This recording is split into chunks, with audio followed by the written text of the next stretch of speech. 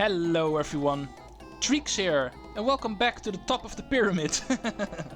Welcome to Banjo-Kazooie's Gobi Valley, the next world we're doing. Combining it with Jiggy Peak a little bit because we needed to move from that world in order to finish this one off. But we're in here first. Let's go finish off the summer themed course before we do the winter themed one. It's still summer after all, so feels more appropriate starting with this one. Let's continue. The middle section actually has a couple of these statues that start moving around the moment we get on the plateau near them. And these guys we need to feed with eggs. 3 of them, apparently. And the middle pyramid will rise. In case you were wondering why the middle platform was the only platform in the stage without a pyramid. It still has one. We just need to make it appear first. Oh, be careful for falling in there. There's some quicksand down there, as you can see. There's still a way out because there's flight panels there, so don't think you're stuck down there if you manage to fall. Which is easier said than done. We're working with a lot of narrow ledges and narrow platforms here, so falling is definitely easier than you might expect. But luckily it won't kill you, there's still a way out. Okay, that was everything. Okay, looks like it. In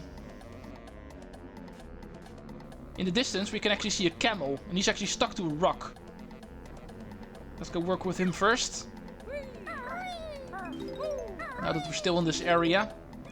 There's a magic carpet floating around here, and that is actually going to be your ticket to that island. Oh yeah, of course it disappears. Not too sure why. For some reason every time it takes another trip it needs to respawn first. But okay, we're here at least. Howdy, sir. Oh, it's too hot for Gobi. I need some shade. Please help me. Well, there's plenty of shade in this level. However, if you're stuck, you're not going to be able to reach it. Here's your reward, bear. Gobi's off to cool down. Okay, and there we go. Jiggy number 2. Okay, now we need to get off here ourselves. The carpet is a little bit untrustworthy, we have found out. Let's do it ourselves. Just like with the piranha water, the Wonder Wing also works against this quicksand. Wonderful, you might say. Okay, let's go back to the middle, because I'm pretty sure we've done everything here now.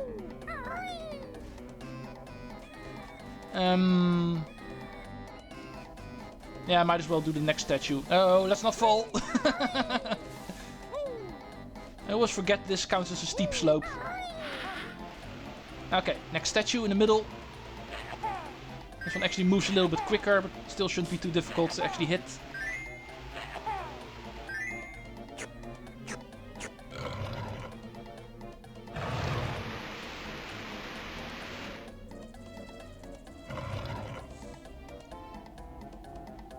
Okay, let's go see what we have in this corner. There's another pyramid here. This one is actually not pyramid shaped, so I'm not even too sure if we are allowed to actually call it a pyramid. Okay, and behind it is actually also something. Let's go to this little corner over here. Grandma's got a Jiggy. Ner, ner, ner. Aha! You have a Jiggy, eh? But not for long. Hey! Bear's too slow. Ner, ner, ner, ner. Yeah, whatever you try, you're always going to be too slow. That guy's way too fast for you. Luckily, there is a solution to that.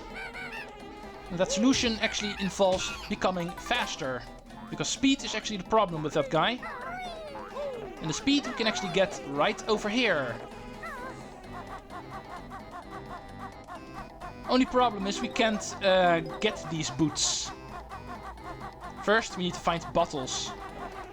Because it may not come as a surprise, but the bottles move in this stage actually involves those shoes. Let's first grab the notes that are in here. I can do it with the Wonder Wing, but I'm pretty sure I'm going to run out, so wading boots is a much better option here.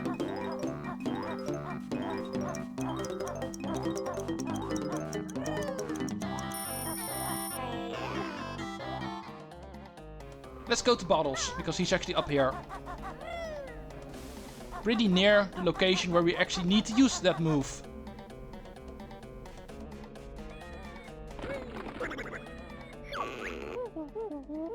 These are the running shoes. Beaky wears them on her scrawny feet to make her run really fast for a limited time. Well played, Banjo. You have now learned all of the moves in the game. Does that mean we're finally rid of you? No more name calling for Kazooie. No more chicken or turkey or scrawny legs. Although Gruntilda herself also has a hand in doing that. But okay, now that we're finally able to use those shoes, which are apparently called the running shoes. Let's not run into the quicksand. Okay, let's also run away from the bees. Okay, let's go grab the running shoes. And these aren't here for nothing. There's actually multiple uses for them. The pyramid here is actually also one of them. And this is actually usually one of the trickier challenges in this level, I feel. Because as you can see, we can press a switch in order to open up the top of the pyramid. And then we need to run our way to it. And that is usually pretty difficult to do. The time limit is very strict here. So allow me to try this immediately and get this annoying little challenge out of the way.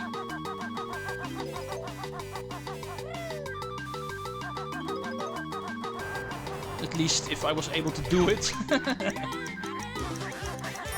Grunty's race you cannot beat until you find some faster feet. No, Grunty, that is not the problem. Even with faster feet, it's still pretty difficult to do. Even though it does become easier the moment all of the notes are out of the way. So I can almost advise to actually grab the notes before you actually try doing the challenge. So you don't get distracted by them. Because that way you can actually cut corners a lot easier.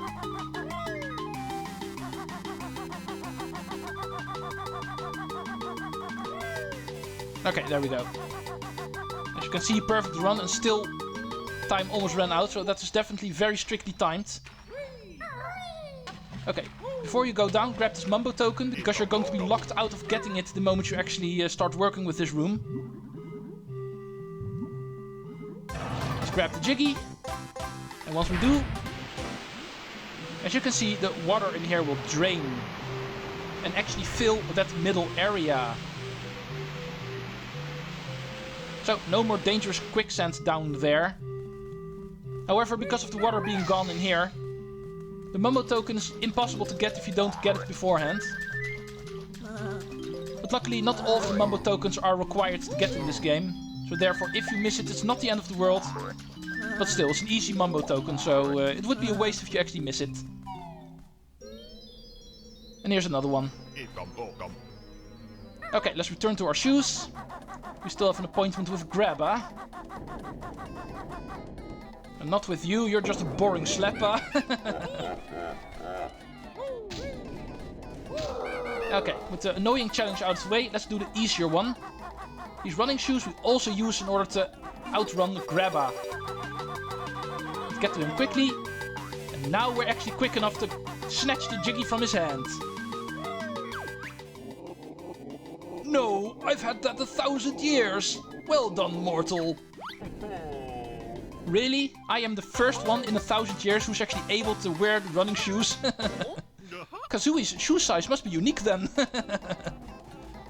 But okay, now that the running shoe challenges are taken care of, let's return to the middle again. There's still one more statue that we need to input eggs in, and this is a very small platform. So I usually wait until the water's in here, so I don't have to worry about falling.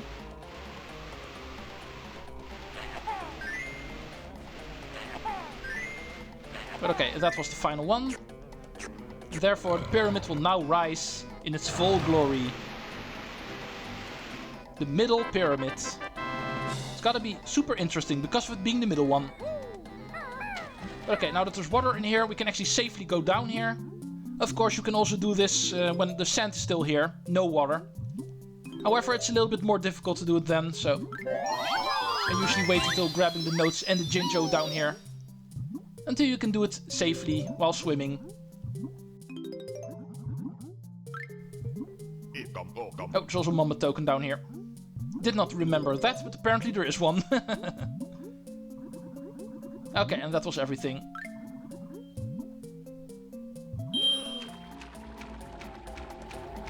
Okay, and now that the middle pyramid has risen, it's time to actually take a look at it.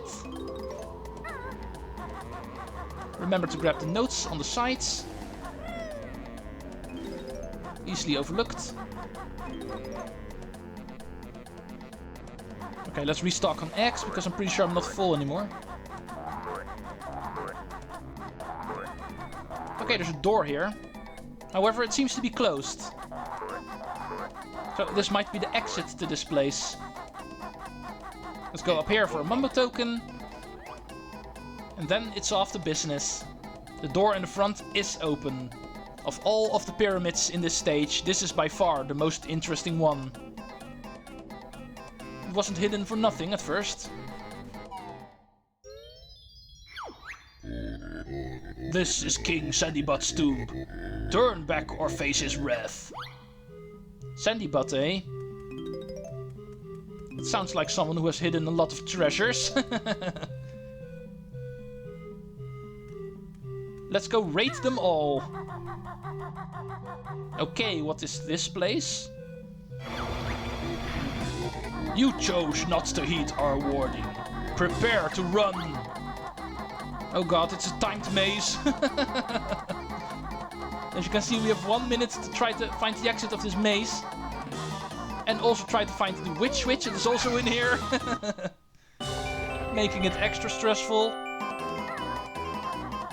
The sarcophagus in the lobby to this place is apparently where Jiggy spawns. Let's see if we have enough time to also survive. Because obviously if you're not in time, it will cost you a life. Okay, there we go. No, the bear survived. He's after the king's ancient relic. Come on, ancient relic, it's just Jiggy. You guys have been hoarding these Jiggies for quite a long time. Grabba also had his Jiggy for 1000 years. And in less than 30 minutes time you're going to lose every single one of them. Here's number 5. And I hear Jinjo in here.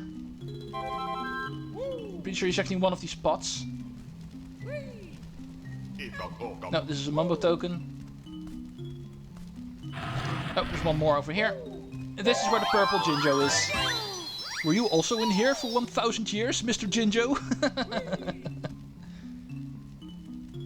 Okay, and then we exit this place through the door that we saw earlier.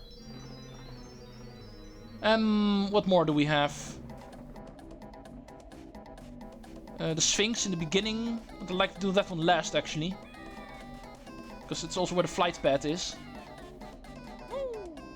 But I think I'm kind of forced to go this way anyway now, so... Let's go find our good friend Trunker again. After freeing Gobi, the camel, we can actually find out this is where he is now, at the oasis. And the very thirsty Trunker, who's pretty much dying because of shortage of water. And this camel over here has plenty. This tree looks a bit thirsty, but I need all my water for myself. How selfish can you get? You can see someone is dying of thirst right in front of you and still you're not going to help? Lovely water. Trunker feels great. I feel so great, I'm instantly going to grow. And a Jiggy will spawn on top of him. Well, it's nice and everything that you start stretching, but now I can't reach your crown anymore. Okay, in that case, let's go climb these other trees. Because for some reason we can't climb Trunker. But we can climb the adjacent trees and use those to actually reach him. Jiggy number 6. Okay, 4 more to go. I'm approaching 15 minutes, I see, so I need to hurry. I'm in such a hurry, in fact, that I'm going to use these shoes. Let's go see if I can get the final 4 Jiggies in 5 minutes time, which I doubt. Okay, this Sphinx over here is actually also a place where a lot of stuff is hidden. Most importantly, the flight pad to this stage. Usually the reason why I'd like to save this guy for last. All the flying stuff I'd like to do as late as possible on the stage. It's been a while, but we actually get to fly again in this stage. Treasure Trove Cove actually introduced us to flying. However, stage 3 and 4, there were no flight pads present, but this stage actually does have some flight pads again. But first, let's grab the notes and the Mumbo token in the sand over here. Let's get those out of the way.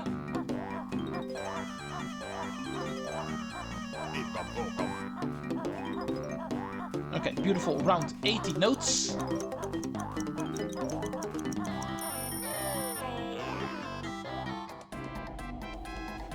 And now let's go take a look at what else this Sphinx can actually bring us. If we bother to look up to the Sphinx, we can actually see there's a lot of stuff to do up here as well. Especially take note on the nostrils that we actually see. However, before we actually start climbing him, there's more stuff to do over here. Look who we have here! Let's get to him a third time. The first time he was quite happy with us because we actually rescued him. The second time we stole his water. For good reason, but still. Let's go annoy him some more. There's a magic carpet that actually stops right over here that we can use in order to get over here. The most secluded and secret niche in this level. And our good old selfish little friend Gobi is here to hide from us. And as you may expect, we can actually interact with him again. And this time the interaction is actually going to be extra funny. Because pay attention to what he's going to say the moment we hit him again. Bah! That's it! I'm leaving this desert to find some peace and quiet.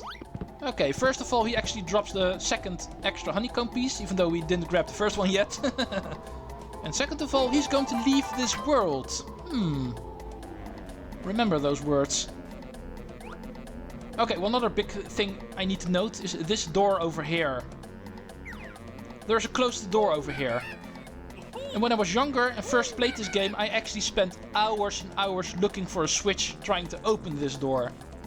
Only to find out much later that this door is indeed supposed to stay closed. There is no switch to open this up.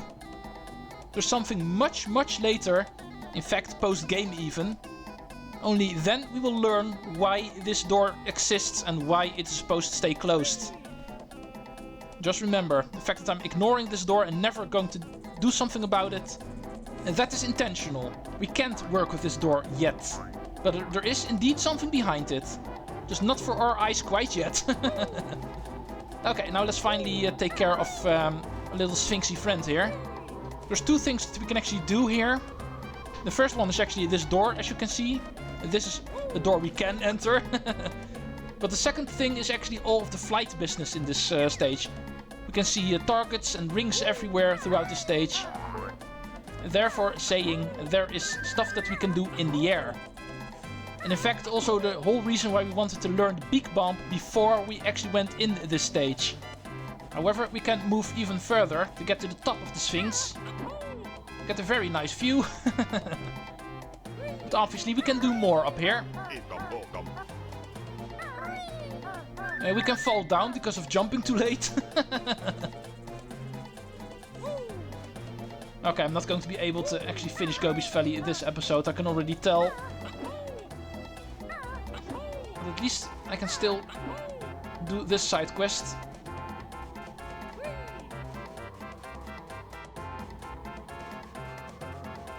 Okay, that is what I wanted. Okay, this guy is clearly alive. Let's go see if he has something to say. My nose is all blocked up. Oh, he has a cold. And we can actually remedy that by... Okay. I managed to shoot into the other nostril. You're supposed to hit the one that is actually in front of you. Okay, let's go see if I can hit the right one from the left pillar as well.